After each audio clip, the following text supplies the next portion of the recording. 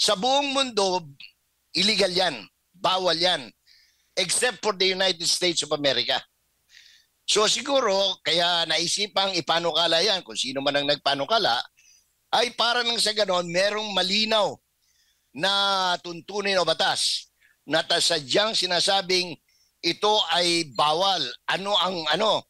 Ako kung tutusin, kung pupwede lang, because to me this is the highest treason, no? Isang pinakamataas na antas ng pagtataksil sa bayan, no? Kinakailangan diyan firing squad ang parusa.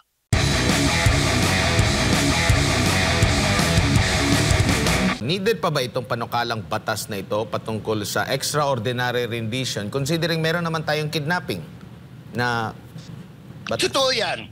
Pag tiningnan mo ang revised penal code,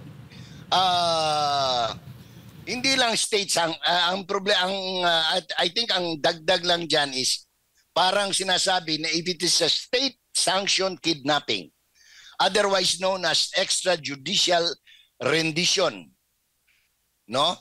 Kasi sa buong mundo, illegal yan, bawal yan, except for the United States of America.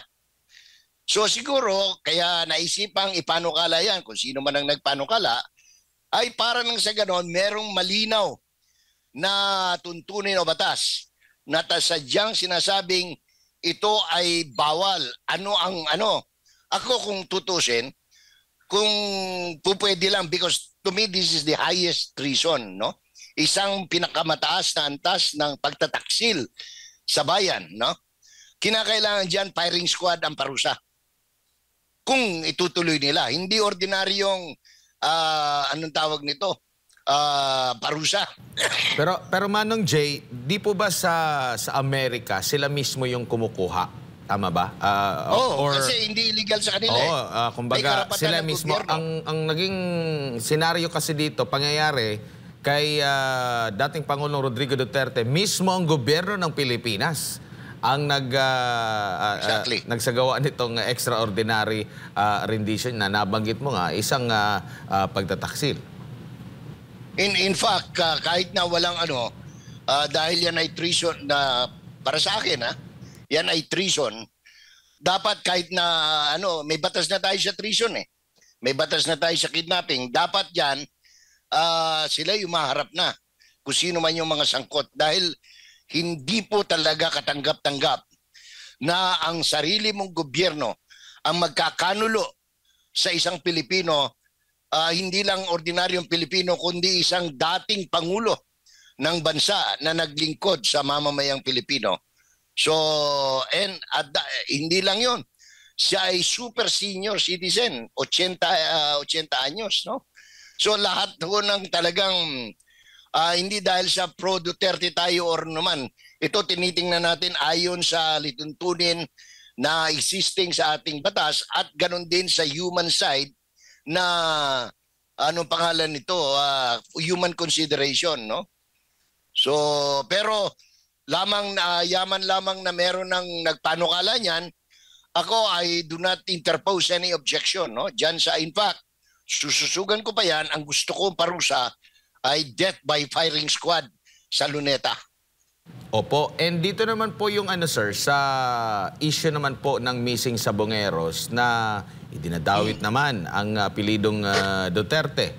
At sabi nga ng dating Pangulo, as per Vice President Sara Duterte, preposterous, kalokohan ang naturang yung anggulo na ganun, Manong Jay. Ano masasabi po? Binuang lagi na. May labutan ng tao nga nakapreso na dito, no? Ikalawa, it's not even, hindi ko malaman pwede mo namang imbestigahan yan, asikasuhin yan. Bakit ka pa magsasangkot? Bakit mo pa itatagni doon sa kung wala kang political na layunin, no? Kasi unang-una, anong tawag nito? Wala namang direct, anong pangalan yan? Direct involvement or implications, no? May sinabi ba si Brown, si Totoy, kung sino man yung, ano man yung mga pangalan ng mga government assets o witnesses kuno, no? diyan sa Sabungero. Kakatawa nga yung issue na yan na Admar ngayon nagrereklamo yung mga kaibigan kong nag-fish cage sa anong pangalan nito sa Atal dahil naglulutangan yung kanilang mga fish cage dahil yung pabigat na nila na nakasakop, nakatali, nawala lahat yung mga sako kaya naglulutangan yung mga fish cage.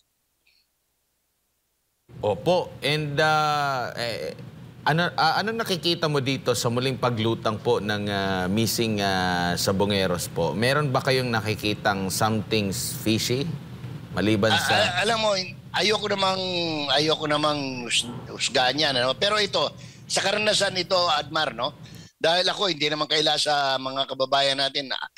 I used to be a cock breeder, no? A fighting bird breeder. Sa madaling salita, sa Tagalog, mananabong. Nagpatakbo rin ako ng sabungan, no? Ng maraming taon. Kahit kailan, hindi pumapatay ng taong nanyonyope. Di nilalagay yan, kahit tanongin mo kung buhay pa yung mga, hindi ko alam kung buhay pa si dyan sa Tandang Sora, yung dating talagang kinatatakutan na tao, no, na nagpapatakbo na sabungan diyan sa may Tandang Sora, no? Ano yan, pag nagchopi ka, nandaya ka, ilalagay ka sa gitna, doon ka bubugbugin. Yun ang pinaka-worst that can happen to you. Walang pinapatay na manyunyupi ng sabong. Kaya ako, sabi ko nga, hindi naman sa pag-ano, sa karanasan ito, no? It is quite unbelievable na ganun karami, no? Na tao na pinatay para dahil lang sa chopi sa sabong. Kasi saan ka man magpunta, mahigit ilang libong sabungan yan sa buong Pilipinas, wala kang mababalitaan na nanchope pagkatapos pinatay. Ano? Karamihan dyan binubugbog. Tama na yon pagkatapos ihiyain ka sa buong madlang people sa loob ng sabungan para makita ka ng tao, maiwasan ninyo. O ito, manyinyope ito. Robocop ang ginagamit na manok nito. O kaya pinipilayan ng manok nito, ang paa nito ang may tare para pag shuffle wala nang puwersa yung kaliwang paa, ano, or kanang paa, whichever na ginamitan ng tare. Ako ito based on personal experience at saka karanasan na Admar, no? Kaya nahihirapan akong tanggapin bagamat hindi natin binabaliwala na posible ngang pinatay sila, but not purely on panchuchope. Maaring meron silang ginawang kabulastugan sa sindikato nila. Pero yung sabihin mo sa bungero, kasi isa sa pinakamarangal na sport sa Pilipinas ang sabong. Can you imagine this, ha? Judge, koronel, general, magnanakaw, mangulimbat, politikong kawatan. Tabi-tabi yan. Walang nag-uonsihan. Ganun siya karangal at saka sign language lang. Pag sumenyas ka ng G7 o kaya 4 o 9, tinatanggap yan. Tapos magbe-verify ka lang kayo. Kamay, tapos gaganong ka lang. Doon sa kapustahan mo na nasa kabilang ibayo. Ganun siya it is a gentleman sports. So, I do not know why, anong tawag nito, why they call it, they're making a controversial matter out of sabong. Unless these people hindi talaga nagsasabong, kaya hindi nila alam o kaya iba ang sinasabong nila, Admar. Opo. And dito naman tayo po sa iba pang usapin dahil dumarami po yung mga senador na nananawagan ng Teka muna, sandali lang Admar, gusto ko lang, baka mamaya makalimutan lang. Sige po. Gusto ko lang mag-react doon kay Congressman, ang pangalan sa Bicol Saro, Rendon? Ay, ano ba yun? Rendon po, dating Kabataan Party List din po yan. Oo. Anong tawag to? Baka nang nakalimutan niya, yung Dolomites Project, no, dyan sa Roas Boulevard, yan po ay pagtalima ng gobyerno sa kautusan ng Korte Suprema. It was the Supreme Court who ordered the rehabilitation of that area. No, it is a government project. Ngayon gusto yung anong tawag ito? Nagmamagaling itong party list representative na si Redon na imbestigahan daw. Ano imbestigahan mo? Imbestigahan mo Supreme Court. Bakit nila in-order na na i-rehabilitate yan? Siraulo tong congressman na ito. Opo, at dati rin niyang naging congressman sa ilalim ng Kabataan Party List. Oo, Manong Jay. na sinasabing front organization ng CPP-NPA. Opo. Dito tayo sa panawagan naman ng pansamantalang kalayaan kasi sa side po ni Senador Robin Hood, Senador Bongo, Senador Bato, gusto nila mapalaya na talaga, no? And dito naman si Senador Alan Peter Cayetano, sa kanya naman ay yung pahintulutan, yung interim release, house arrest na lang po. Ano ang nakikita niyo po dito? Meron bang kakayanan, especially doon po sa magkakaroon ng pakikipag-ugnayan, yung gobyerno natin, magkaroon ng negosasyon or kung ano yung mapag-uusapan, nang sabi lang ng Undersecretary yata ng Malacanang ay noted. Alam mo, depende yan sa ICC. Lahat ng ito, dahil nandoon na nga, ICC can do whatever it is allowed to do, no, under its rule. Ngayon, kung ang problema lang dyan is, pwede naman yan. Ibig sabihin, dyan din within the environs of the Netherlands, no? I understand yun ang proposal. I may be wrong, but yun ang pagkakaintindi ko doon sa panukala ni Attorney pangalan to Alan Peter Cayetano, na it doesn't have to be in the Philippines or any other country. It can be done within the country of the Netherlands, no? Ang siguro ang lilinawin na lang diyan whether who will undertake, no, the expenses. Kasi dito sa Pilipinas, ang karanasan natin, pag nagpa-house arrest ka, yung respondent will underwrite all the expenses, including the expenses for the security, no? Parang ano yan, wala pinagkalayo sa hospital arrest. Ganon din, ikaw din ang magpo-provide para sa iyo. Hindi ko tiyak kasi wala akong details noong proposal ni Senator Cayetano, but that is feasible, no? If the ICC will allow it. Ang problema lang ng ICC ngayon is anong pangalan nito? How do they sustain their expenses knowing na ang kanilang pera ay frozen, no? In fact, yun ang problema nila, pati pasweldo nila sa mga tao nila, no?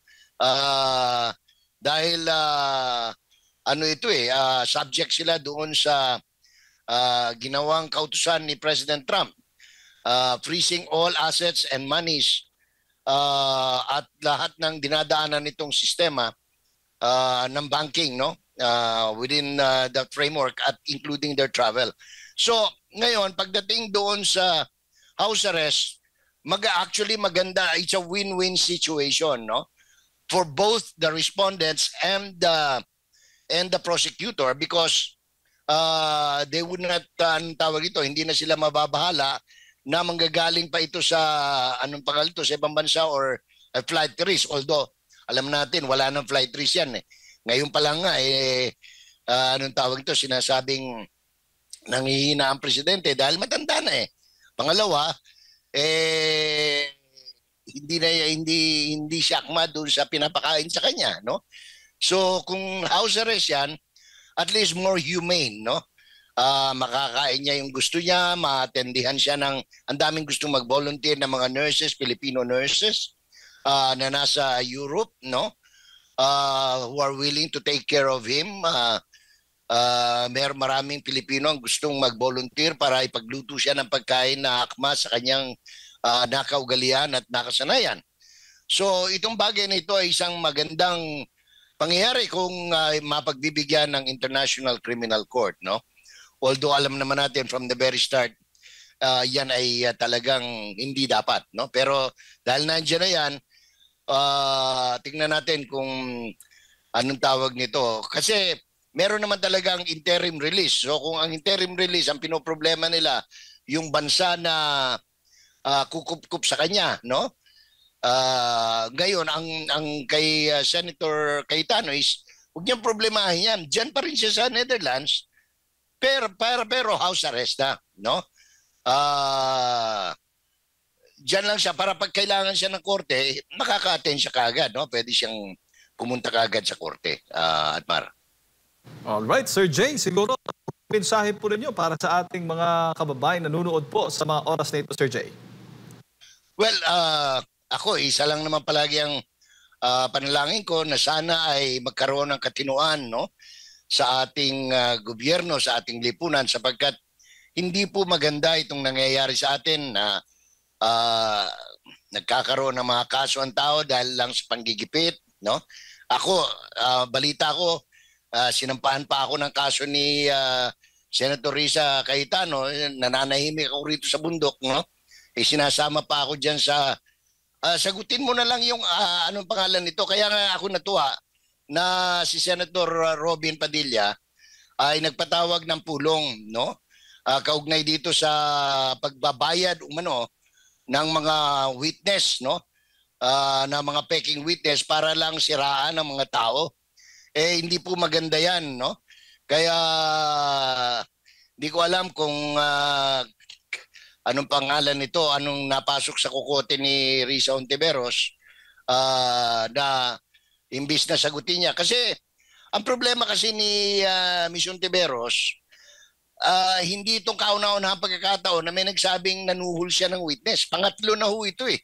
So kinakailangan magkaroon ng ng katapusan nitong ganitong bagay dahil hindi po maganda. Lalo na sinasabi niya nasisira daw Senado. Hindi po nasisira ang Senado, siya lang ang nasisira. Huwag niya idama yung ibang senador na mga maayos naman, no?